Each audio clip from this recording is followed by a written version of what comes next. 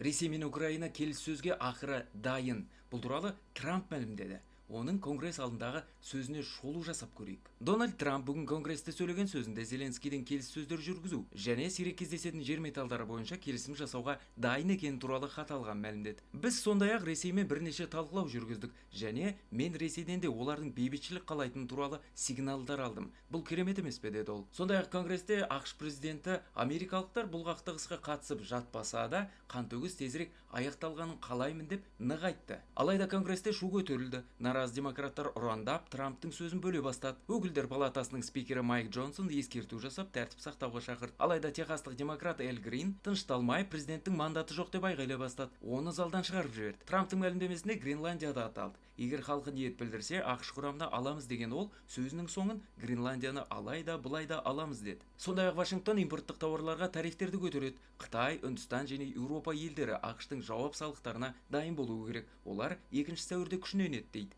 Ал сөзінің соңында ол Марсқа ту тігеміз және одан шалғай жерлерге де барамыз деп ұрандатты. Осындай маңызды өзекті жаңалықтарды Ақылтай лайф деп аталатын телеграм арнамызда жазып отырмыз, сілтеме профилде.